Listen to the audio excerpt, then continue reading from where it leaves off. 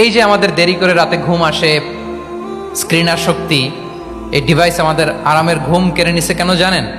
এর কারণ হচ্ছে আল্লাহর দেয়া যে ফিতরাত, এই ফিতরাতকে আমরা উল্টে দিয়েছি। ইসলামিক লাইফস্টাইল হচ্ছে আপনি একেবারে সকাল সকাল আপনার দিন শুরু করবেন। Early to bed and early to rise makes a man healthy wealthy. সবাই তো শিখেছি এটা, যে আগে আগে ঘুমোতে যাও, আগে আগে ঘুম থেকে জাগো, তুমি ধনী হবে, তারপর তুমি প্রজ্ঞাবান হবে, তুমি সুস্বাস্থ্যের অধিকারী হবে।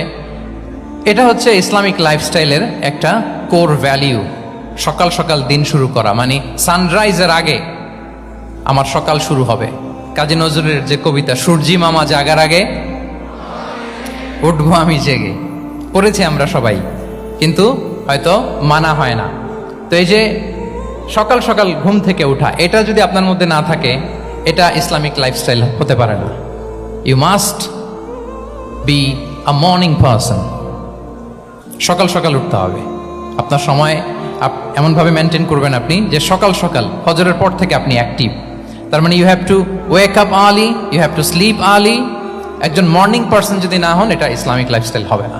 এর কারণ আল্লাহ রাসূল সাল্লাল্লাহু আলাইহি ওয়া আলিহি ওয়াসাল্লাম আমাদেরকে সকালে জেগে থাকার ব্যাপারে ইন্সপায়ার করেছেন, এবং তিনি দোয়া করেছেন এই উম্মার জন্য স্পেশালি, যে এই সময়টা এটা ফুল অফ বারাকা, ফুল অফ ব্লেসিংস। তিনি দোয়া করেছেন, আল্লাহুম্মা বারিক লি উম্মতি ফি বুকুরিহা। আল্লাহ এই উম্মতের বুকুরটা মানে সকালের সময়টা, লেটস সে সানরাইজের পরে 3-4 ঘন্টা, এই সময়টাকে আল্লাহ আপনি বরকত দিয়ে ভরে দেন। এই সময়টাতে ঘুমানো যাবে না, এটা হচ্ছে বরকতের সময়। এবং আল্লাহ রাসূল সাল্লাল্লাহু আলাইহি সাল্লাম যদি কোনো সামরিক অভিযান প্রেরণ করতেন, এই টাইমে প্রেরণ করতেন, এই বুকুরের টাইমে। এবং সাহাবারা তাদের কোনো ট্রেড ক্যারাভেন, ব্যবসায়িক কাফেলা যখন সেন্ড করতেন, এই টাইমটাতে সেন্ড করতেন, কারণ এই টাইমটাতে বারাকা। তো এখন নিজের সাথে মিলিয়ে নেন যে এই টাইমটাতে আমরা কি করি। আমি জানি না আপনাদের কি অভ্যাস। আমি এসে তো শুনলাম যে জাহাঙ্গীরনগর বিশ্ববিদ্যালয়ে নাকি যতজন শিক্ষার্থী, মানে ততজনের জন্য এখানে আবাসনের ব্যবস্থা আছে। বাংলাদেশের কোনো ইউনিভার্সিটিতে নাকি এটা নাই। আলহামদুলিল্লাহ, অসাধারণ প্রিভিলেজ, এখানে অনেক সুন্দর সুযোগ। তো এখন বলেন, আপনাদের সকালের রুটিন কি? বলেন, ঘুমিয়ে থাকেন না জেগে থাকেন? হ্যাঁ, আচ্ছা, ফজরের পরে আমরা ঘুমাই কারা কারা দেখি? সর্বনাশ। আচ্ছা ঠিক আছে, হাত নামান। আচ্ছা, ফজরের পরে আমরা একটু এক্সারসাইজ করি, পড়াশোনা করতে বসি কারা কারা? মাশাআল্লাহ, আছে কিছু, ঠিক আছে, হাত নামান। এবার 2বারের 1বারও যারা হাত তোলেননি তারা হাত তোলেন। আপনারা কি করেন? এইটা হ্যাঁ, ডিভাইস। তো সম্মানিত সুধী মণ্ডলী, আল্লাহুম্মা বারিক লি উম্মতি ফি বুকুরিহা। আপনারা আমাকে এনেছেন ইসলামিক লাইফস্টাইল নিয়ে বলতে, তো আমাকে বলতেই হবে। ফজরের পরে ঘুমানো চলবে। প্রথমে আমরা হারামকে না বলে দিলাম, এবার আমরা না করে দিব কোনটাকে? হ্যাঁ, ফজরের পরে আজকে থেকে কোনো ঘুম চলবে। যদি আপনি চান, একটু একটু দূরে সরাইতে হবে, যে ড্রোনগুলো একটু দূরে সরাইতে হবে। ফজরের পরে আজকে থেকে আমি এখানে জবরদস্তি করব না, শুধু আপনাদের সামনে আমি প্রেজেন্ট করছি। যদি সেমিনারের যে টপিক নিয়ে আপনারা শুনতে এসেছেন, এটা যদি আপনি অ্যাডাপ্ট করতে চান, অনুশীলন করতে চান, হ্যাঁ, ফজরের পরে আজকে থেকে কোনো ঘুম চলবে। এই সময়টাতে অনেক বারাকা আছে। তো কি করতে হবে? এটার জন্য আগে আগে ঘুমোতে হবে। কি বলেন? অনেকে ফজরের এই বরকতময় সময়টা তারা ঘুমাতে ঘুমাতে মিস করে। এর কারণ দেরিতে ঘুমোতে যাওয়া। আগে আগে ঘুমানোর অভ্যাস করতে হবে, কিন্তু আগে তো ঘুম আসে না, তাই না? এই যে ডিভাইস আমাদেরকে ঘুমাতে দেয় না, আমাদের শান্তির ঘুম কেড়ে নিছে এই ডিভাইস। এই ডিভাইস অ্যাডিকশন, স্ক্রিন আসক্তি, এই স্ক্রিন আসক্তি আমাদের শান্তির ঘুমকে কি করেছে? কেড়ে নিয়েছে। আল্লাহ তাআলা রাতকে বানিয়েছেন ঘুমের জন্য। ওয়াজআলনা লাইলা লিবাসা। লিবাস মানে আবরণ। আমি রাতকে বানিয়েছি পোশাকের মতো আবরণ করে, যে আবরণ রাত্রিবেলা নিঝুম নিস্তব্ধ অন্ধকার দিয়ে ছেয়ে দেয়। ফলে মেলাটিন নামে একটা হরমোন নিঃসরিত হয়, আমাদের ঘুম ঘুম ভাব আসে। ঘুমের জন্য আল্লাহ তৈরি করেছেন রাতকে। এরপরে আল্লাহ তাআলা বললেন, ওয়াজআলনা নাহারা মাআশা। আর দিনকে বানিয়েছি আমি প্রাণ চঞ্চল করে, দিনে আমরা কাজ করব। তাহলে রাতে আগে আগে ঘুম, আর দিনের বেলা আল্লাহ তাআলা আমাদেরকে কাজ করার জন্য সৃষ্টি করেছেন, কিন্তু এই সাইকেলটাকে আমরা ঘুরাই ফেলছি। রাতে যত দেরি করে আপনি ঘুমাবেন, সকালে ঠিক তত দেরি করে আমাকে উঠতে হয়, ঠিক কিনা বলেন?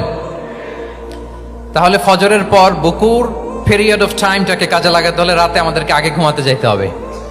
রাতে কি করতে হবে? আগে ঘুমোতে যেতে হবে। তাহলে 1 নম্বরে কি বললাম? কনসেপ্ট অফ হালাল এন্ড হারাম। 2 নম্বরে বললাম প্রোডাক্টিভিটি। ইসলামিক লাইফস্টাইল হচ্ছে একটা প্রোডাক্টিভ লাইফস্টাইল। এটা মেনটেন করতে হলে প্রোডাক্টিভিটির অনেক কথা। একটা কথা হচ্ছে সকাল সকাল আপনার দিন শুরু করুন। কি পারা যাবে তো ইনশাআল্লাহ? সবাই একসাথে পড়ে ইনশাআল্লাহ। এই যে আমাদের দেরি করে রাতে ঘুম আসে, স্ক্রিন আসক্তি, এই ডিভাইস আমাদের আরামের ঘুম কেড়ে নিছে কেন জানেন? এর কারণ হচ্ছে আল্লাহর দেয়া যে ফিতরাত, এই ফিতরাতকে আমরা উল্টে দিয়েছি। ফিতরাত শব্দটার সাথে আপনাদের পরিচয় আছে? হ্যাঁ, the innate characteristics of a human being. একটা মানুষের যে ক্যারেক্টারিস্টিক্স, যে ইননেট স্বভাব দিয়ে আল্লাহ তাআলা তৈরি করেছেন, নেচার, এটাকে আরবিতে বলে ফিতরাত। এই ফিতরাতের বিরুদ্ধে কিছু করা যাবে না। ইসলামিক লাইফস্টাইল হচ্ছে ফিতরা বেসড লাইফস্টাইল।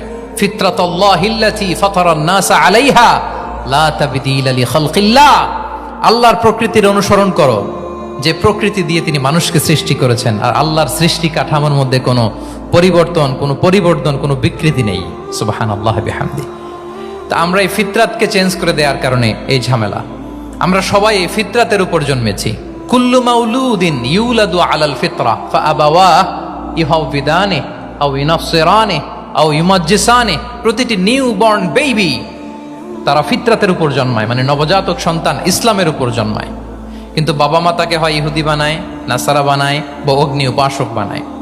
তাহলে এই যে ফিতরাত, আল্লাহর দেয়া ফিতরাতকে যখন আমরা চেঞ্জ করেছি, আমাদের জীবন থেকে বারাকা উঠে গিয়েছে। ফিতরাতকে যদি আরো সহজ করে আমি আপনাদেরকে বুঝাই, তাহলে ফিতরাত হচ্ছে যা কিছু স্বাভাবিক, যা কিছু কল্যাণকর, যা কিছু ভালো, তাই ফিতরাত। আই রিপিট, সুপ্রিয় শিক্ষার্থী বন্ধুরা, ফিতরাত হচ্ছে যা কিছু স্বাভাবিক, যা কিছু ভালো, যা কিছু কল্যাণকর, তাই কি? তাই ফিতরাত। এই যে এখন আরবি কোন মাস চলছে বলেন তো? রজব। এই রজব মাসের 26 তারিখ দিবাগত রাত্রে আল্লাহ রাসূল সাল্লাল্লাহু আলাইহি ওয়াসাল্লাম ঊর্ধ্ব জগতের একটা ভিজিটে গিয়েছিলেন। আমরা জানি না সবাই? হ্যাঁ, ইসরা মেরাজের কথা আমরা জানি। সো এই মেরাজ রজনীতে আল্লাহ রাসূল সাল্লাল্লাহু আলাইহি ওয়া আলিহি ওয়াসাল্লাম ফিতরাত, মানে what is the essence of ফিতরা, এটা বোঝানোর জন্য এই হাদিসটা আমি শেয়ার করছি। মেরাজে যখন গেলেন, জিবরিল আলাইহিস সালাম ওনাকে 2টা পেয়ালা দিলেন। তিনি বললেন উচিচু বি ইনাআইন, আমাকে 2টি পেয়ালা দেয়া হলো। ফি আহাদিহিমা লাবান ওয়া ফিল আখারি খামর। এক পেয়ালায় ছিল দুধ, আরেক পেয়ালায় ছিল মদ। ফা আখাযতুল লাবান ওয়া শারিবতু। যখন 2টা অপশন দেয়া হলো, 2টা পেয়ালা, আমি দুধের পেয়ালাটা নিলাম এবং সেটা পান করলাম। তখন জিবরিল আলাইহিস সালাম বললেন আসাবতাল ফিতরা, মানে you are guided to the ফিতরা। আপনি সঠিকটাই নিয়েছেন, যেটা ফিতরা, যেটা নেওয়া উচিত, আপনি ওইটাই নিয়েছেন। তাহলে এখন আরো সহজ হবে। যদি 2টা পেয়ালা দেয়া হয়, একটা মদের পেয়ালা আর একটা দুধের পেয়ালা, তো আমরা নিব কোনটা বলেন? হ্যাঁ, তাইলেই ফিতরা হবে। তাহলে কি হবে? তাহলে যেটা স্বাভাবিক, যেটা কল্যাণকর, যেটা আমাদের জন্য ভালো, সেটা হচ্ছে ফিতরাত। তাহলে মদের পেয়ালা, দুধের পেয়ালা, কোনটা নিব? সবাই নিব তো নাকি? আমাদের রুচির যে দুর্ভিক্ষ চলতেছে, অনেকে মদের পেয়ালাই নিয়ে নিবে। আছে না একদল? তারা কি করে? ওইটা চুজ করে ফেলবে। এবার বলেন আমরা কোন পেয়ালা নিব, মদের না দুধের? আমাদের ঐতিহ্য, আমাদের রুচি, আমাদের মূল্যবোধকে ধ্বংসের যত আয়োজন দরকার, সব সেটআপ চারদিকে আছে। আল্লাহর ফিতরাতকে ধ্বংস করে দেওয়ার শয়তানি সব আয়োজন আমাদের চারিদিকে। বাট আপনাকে রাইট থিংটা চুজ করতে হবে। তাহলে রাসূল সাল্লাল্লাহু আলাইহি ওয়াসাল্লামকে দুধ দেয়া হলো, মদ দেয়া হলো, তিনি নিলেন দুধের পেয়ালা। তাহলে এটা হচ্ছে ফিতরাত। এটা কি? ফিতরাত। এভাবে সবকিছু চেঞ্জ করে দেয়া হয়েছে।